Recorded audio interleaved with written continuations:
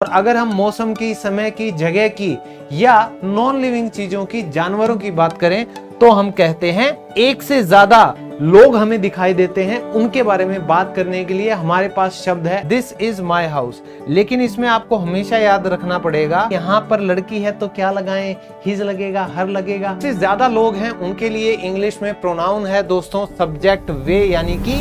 नमस्कार दोस्तों, spoken English की आज की क्लास में आप सभी का स्वागत है। मेरा नाम है सतेंद्र सिंह, मैं हूं आपका इंग्लिश टीचर और आज मैं आपको सिखाने वाला हूं बिल्कुल जीरो लेवल से इंग्लिश। कैसे? इन जादुई शब्दों से। इनके बिना कोई भी आज तक अंग्रेजी बोलना सीख ही नहीं पाया। और आपको अगर बेसिक से इंग्लिश सीखना है बिल्कुल जीरो लेवल से, तो आज की इस क्लास को लास्ट तक देखना मत भूलिएगा। शुरू करते हैं ये इंटरेस्टिंग क्लास। तो अंग्रेजी में अगर आपको कहना हो कि मैं, तुम, तुम्हारा, मेरा, हमारा, उनका, ये कैसे कहेंगे? ये जादुई शब्द को सीख लीजिए दोस्तों। और ये फ्री पीडीएफ, हाँ दोस्तों, ये पूरा जो टेबल है आपको याद होना चाहिए, जैसे बचपन में आपने मैथ्स के टेबल को याद किया था। और ये पूरी पीडीएफ आपको मिलने वाली है हमारी एप्लीकेशन इंग्लिश लवर्स पर, फ्री पीडीएफ्स के सेक्शन में। तो जल्दी से हमारी एप्लीकेशन इंग्लिश लवर्स को गूगल प्ले स्टोर से डाउनलोड कर लें, ताकि जितनी भी हमारी यूट्यूब पे फ्री क्लासेस होती हैं उन सभी के फ्री पीडीएफ पाके आप भी प्रैक्टिस कर सकें। तो सबसे पहले सब्जेक्ट प्रोनाउन, यानी जो सबसे पहले आता है सब्जेक्ट में, उसे हम कहते हैं कर्ता, यानी कि सब्जेक्ट। तो मैं को अंग्रेजी में हम कहेंगे आई, हमको अंग्रेजी में कहते हैं वी, तुमको कहेंगे यू, वह लड़का है तो हम कह देंगे ही, और लड़की है तो कहते हैं शी। और अगर हम मौसम की, समय की, जगह की या नॉन लिविंग चीजों की, जानवरों की बात करें तो हम कहते हैं इट। और अगर एक से ज्यादा लोग हमें दिखाई देते हैं उनके बारे में बात करने के लिए हमारे पास शब्द है इंग्लिश में वे, यानी कि दे। ओके, अब इन्हीं के साथ जुड़े हुए कई ऐसे शब्द हैं इंग्लिश में जो हमें पता होना चाहिए। मान लीजिए मैं को आई कहते हैं, इसी तरीके से मुझे या मेरी को मी कहेंगे, मेरा को माय और मेरा को माइन भी कहेंगे। लेकिन इनका इस्तेमाल वाक्य में अलग अलग तरीके से होगा, वो हम सीखेंगे एग्जाम्पल के थ्रू। तो देखो, इसी तरीके से वी का अस भी बनता है, आवर भी और आवर्स भी। इसी तरह यू का यू भी बनता है, योर और योर्स भी। ही का हिम बनेगा, हिज बनेगा, और हिज और शी का हर, हर, हर। इसी तरह इट का बनेगा इट, इट्स, और यहां पर कुछ नहीं, ये भी हम देखेंगे। दे का बनेगा देम, देयर और देयर्स। तो जितने भी अब हमने शब्द किए हैं, इन सब को समझने के लिए हमारे पास ढेरों एग्जाम्पल हैं। तो देर किस बात की है, शुरू करते हैं एग्जाम्पल से। सबसे पहला मैं, आई, मी, माय और माइन। तो आई को मैं कहते हैं, जैसे मैं एक अध्यापक हूं तो आई आता है सबसे पहले कि आई एम अ टीचर। अब आपको कहना हो कि मैं दिल्ली रहती हूं या रहता हूं, आप क्या कहोगे? I live in Delhi.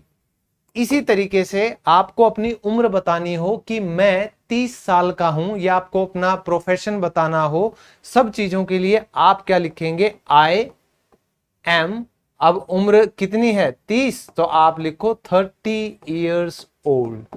I am 30 years old. अब इसी से रिलेटेड एक शब्द है इंग्लिश में जो कि है मी, जो हमें बताता है मुझे के लिए आपको कैसे इस्तेमाल करना है मी को, कि भाई उसने मुझे गाली दी तो ही अब्यूज्ड मी। तो जो मी का जो स्थान है दोस्तों, वो आता है लास्ट में। कहां आएगा? लास्ट में, बिल्कुल लास्ट में नहीं, लेकिन वर्ब के बाद ही आएगा। एग्जाम्पल जितने ज्यादा करोगे ना, उतनी ज्यादा समझ आ जाएगी। उन्होंने मेरी मदद की, दे, मदद की अंग्रेजी हुई हेल्प, और पास्ट में है तो हेल्प्ड, मेरी यानी कि मी।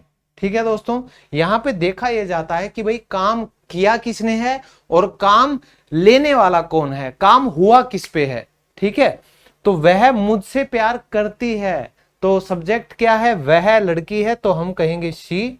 प्यार करती है, लव्स। अब किसे करती है? मुझे, यानी रिसीवर कौन हुआ एक्शन का? मी, तो मैं यहां लिखूंगा मी। ठीक है दोस्तों, इसी तरीके से माय यानी कि मेरा, तो मुझसे रिलेटेड कोई भी सामान है, कोई जगह है, मेरी कोई भी चीज है, जैसे दोस्त हैं, भाई हैं, जो भी मुझसे संबंधित है, रिलेटेड है, उसको बताने के लिए इस शब्द का यूज होता है। जैसे यह घर मेरा है, दिस इज माई हाउस। लेकिन इसमें आपको हमेशा याद रखना पड़ेगा, माई के साथ हमेशा यहां कुछ ना कुछ जरूर आएगा, तभी आप माई का यूज इंग्लिश में कर पाओगे। ये मेरे माता पिता हैं, आप कह रहे हो these are my parents, these are my parents. अब वह मेरा दुश्मन है, तो मेरा ही है, दुश्मन हो लेकिन है तो मेरा, तो आप कहोगे ही इज माई एनिमी।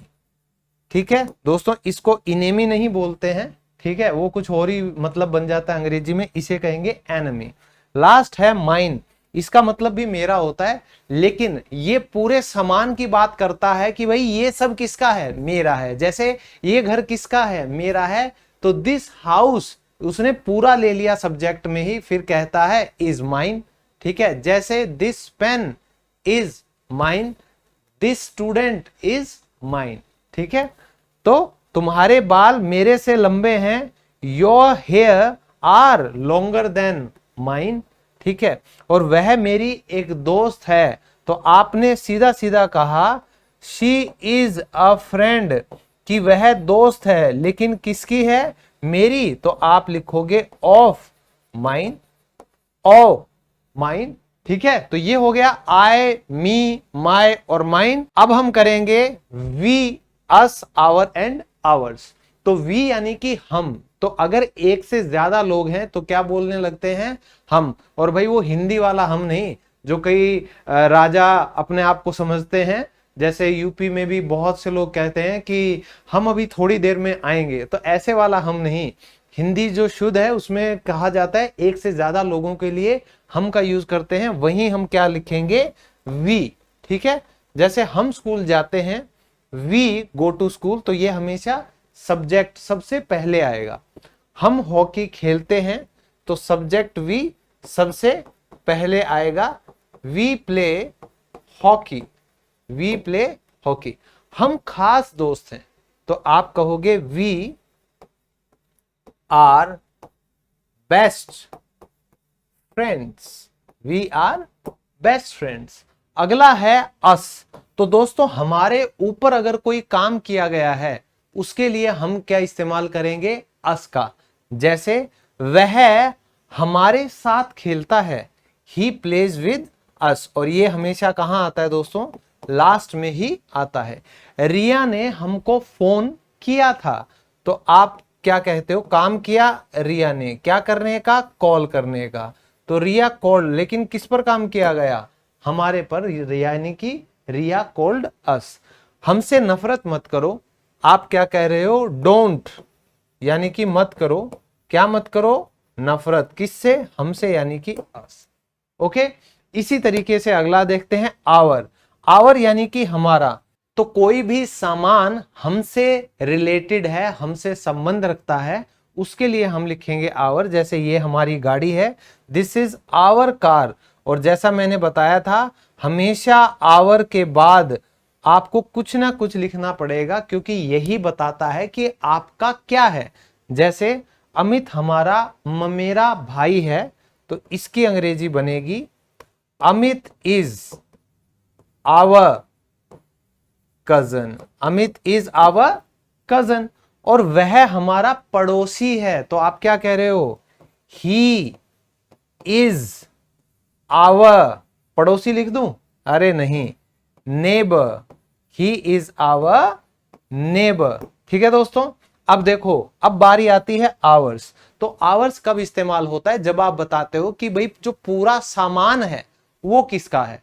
ठीक है, तो आप हमेशा जो सामान है ना उसको सब्जेक्ट में ले लेते हो। जैसे ये पेन हमारा है, आप कह रहे हो दिस पेन इज आवर्स, ये कुर्सियां हमारी हैं, दीज चेयर्स आर आवर्स, इस तरीके से।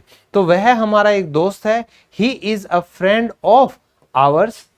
ये खेत हमारे हैं, आप कह रहे हो दीज, खेतों की इंग्लिश होती है फील्ड्स, आर आप कह रहे हो आवर्स।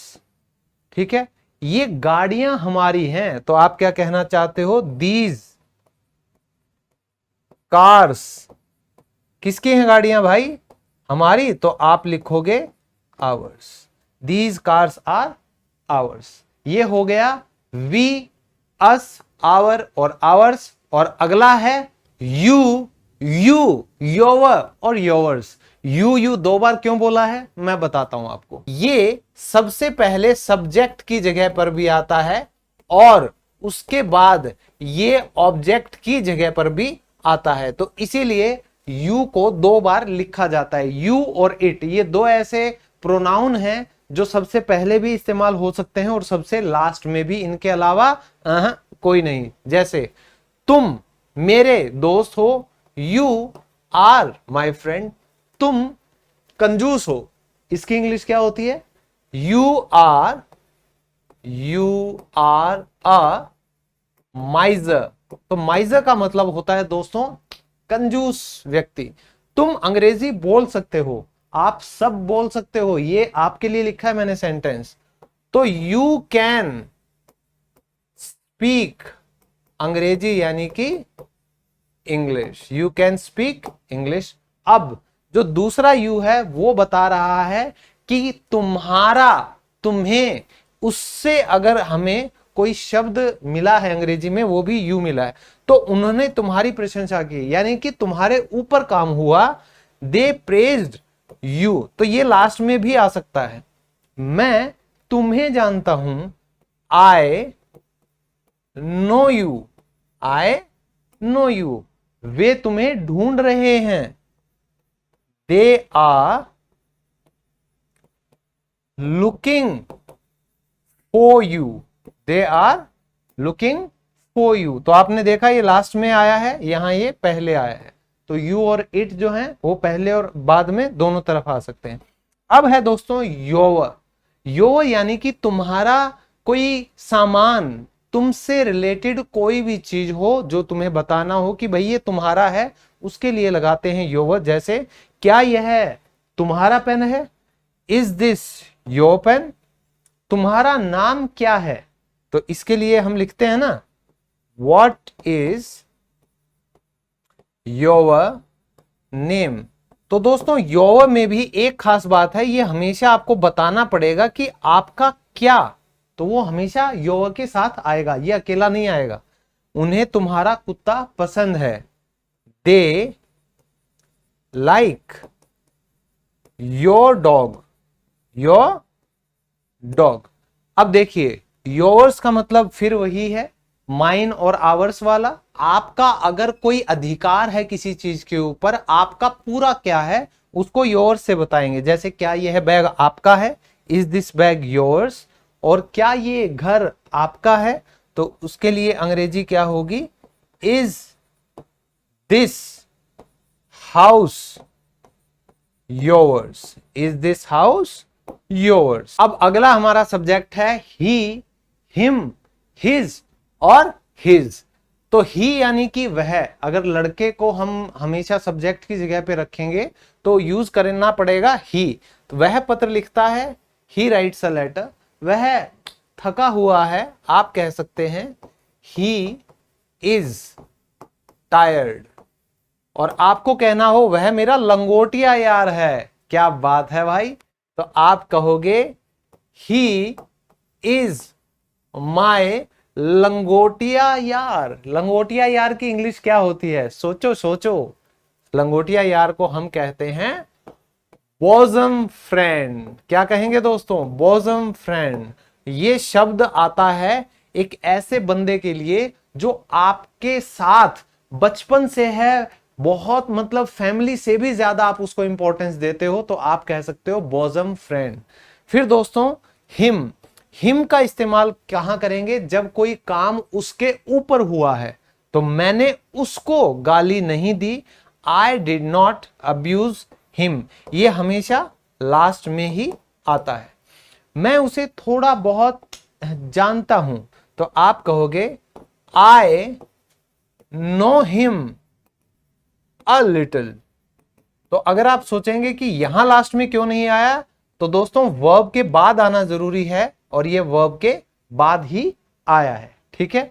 मैं उसे पसंद नहीं करता हूं। आप कह रहे हो आई डोंट लाइक हिम, कि मैं उसे पसंद नहीं करता।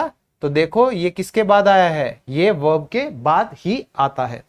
फिर है दोस्तों हिज, यानी कि उसका। उसका क्या, उसका किसी भी चीज पे मालिकाना हक है, अधिकार है, उससे रिलेटेड कोई चीज है तो क्या आएगा, हिज। जैसे यह उसकी घड़ी है, दिस इज हिज वॉच, तो हिज के बाद हमेशा कुछ ना कुछ यहां लगाना पड़ेगा।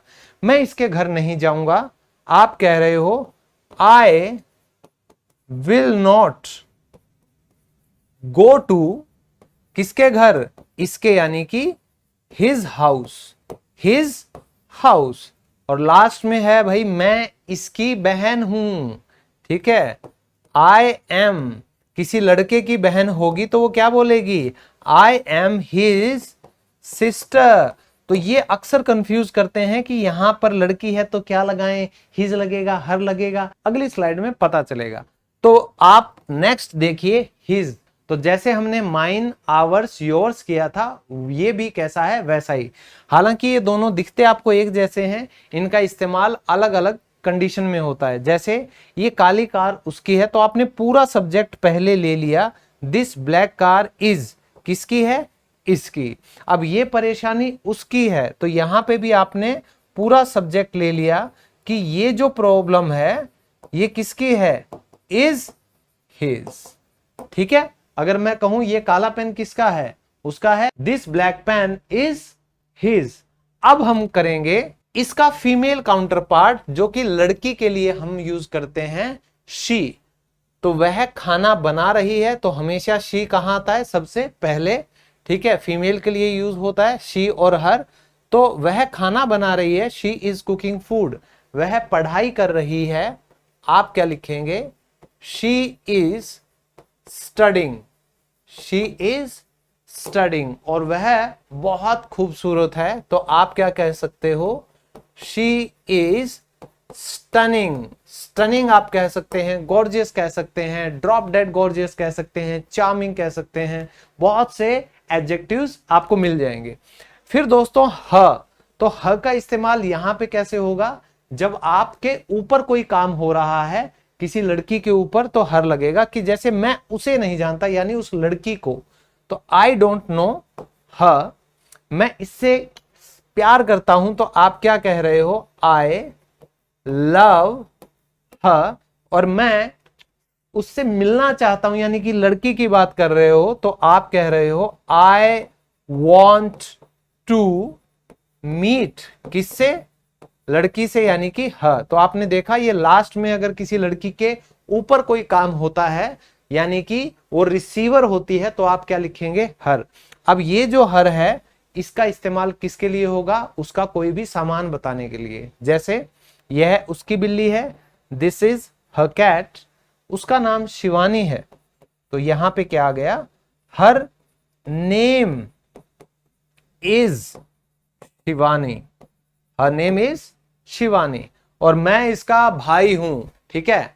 आपने पहले देखा था कि लड़के की बहन थी, अब लड़की का भाई आया तो आप क्या लिखोगे, आप लिखोगे I am her brother, I am her brother.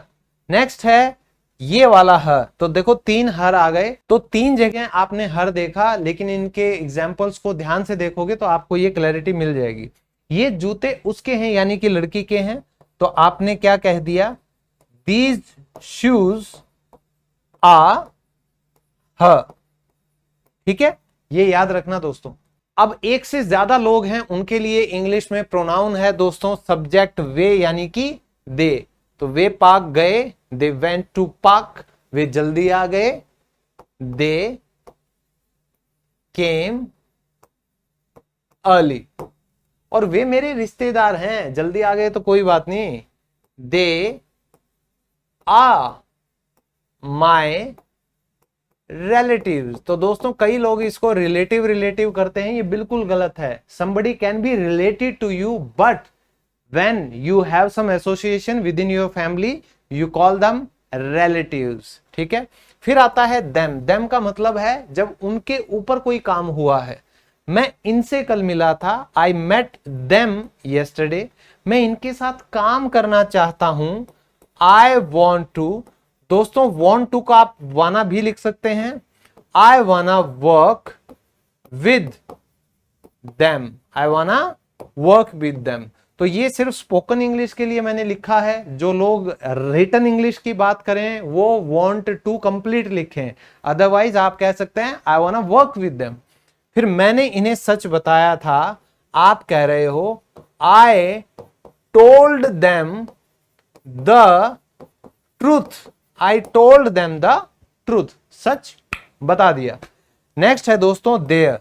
There यानी कि उनसे रिलेटेड कोई चीज है उसको बताने के लिए हम देयर का इस्तेमाल करेंगे। जैसे वे अपने गांव गए हैं, they have gone to their village. हमेशा देयर के बाद कुछ ना कुछ आएगा क्योंकि ये एडजेक्टिव है।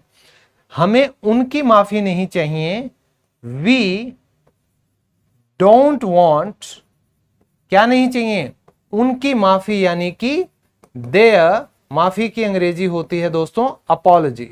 क्या होती है? अपॉलॉजी। जैसे आप कहते हो ना कि मुझे तुम्हारी माफी नहीं चाहिए, I don't want your apology.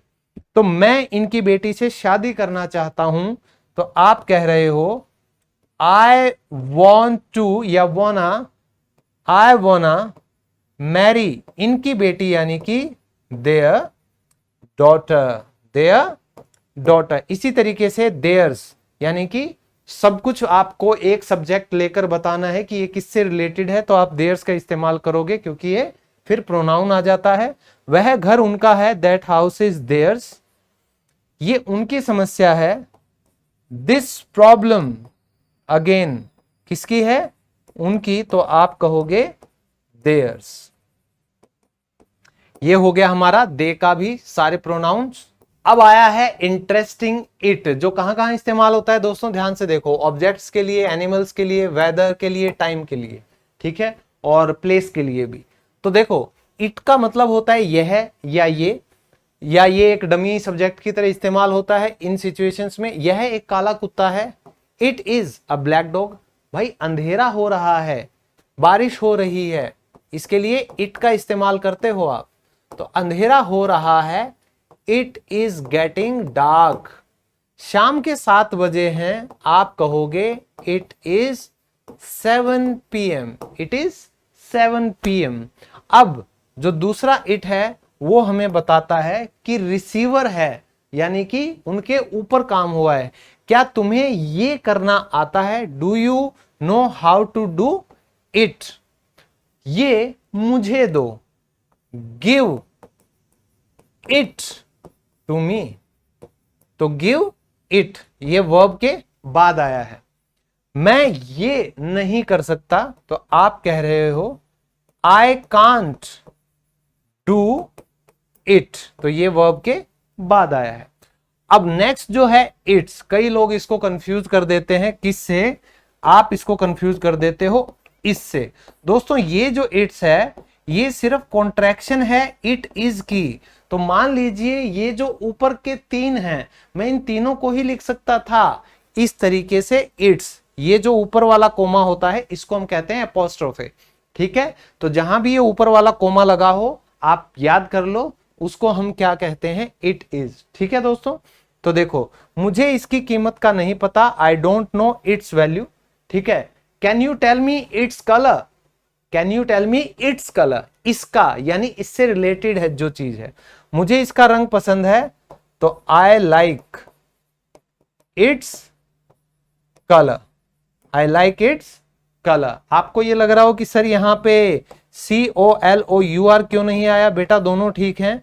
US English के हिसाब से ये ठीक है, UK इंग्लिश के हिसाब से ये ठीक है। हमें दोनों ध्यान रखनी पड़ती हैं। आप कोई भी एक ध्यान रख सकते हो, आपकी कोई गलती नहीं निकालेगा, एटलीस्ट रिटन इंग्लिश में। और इंग्लिश में कोई भी गलती आप कभी ना करें। तो मैं लेकर आया हूं 15 अगस्त पर आप सभी के लिए धमाकेदार ऑफर। मेरे जो प्रीमियम बैचेस चल रहे हैं उन पर 80% तक का ऑफ, ऑलमोस्ट मैंने बिल्कुल 80% प्राइस कर दिए हैं। तो मेरे जो 2 बैच अभी चल रहे हैं रिकॉर्डेड और लाइव क्लासेस के, दोनों ही आपको मिल जाएंगे सिर्फ 999 रुपीज में, यानी सिर्फ 1000 रुपए में आप चाहें तो संकल्प बैच ले सकते हैं, जिसकी live classes Monday to Friday शाम को 7 बजे अभी चल रही हैं। टेंसेस बस हमने जस्ट स्टार्ट किए हैं, अभी ज्वाइन कर लीजिए। या zero level to hero level 70 recorded videos का ये नया कोर्स भी हम शुरू कर चुके हैं। 40 से ज्यादा वीडियोस इसमें मैं अब तक अपलोड कर चुका हूं, बाकी वीडियोस बहुत जल्द आने वाली हैं, नई नई वीडियोस।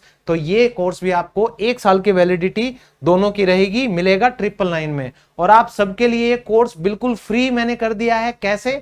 आपको इन दोनों ही कोर्सेज में 1000 रुपए की जो मेरी किताबें हैं ई बुक्स के रूप में वो फ्री मिल रही है।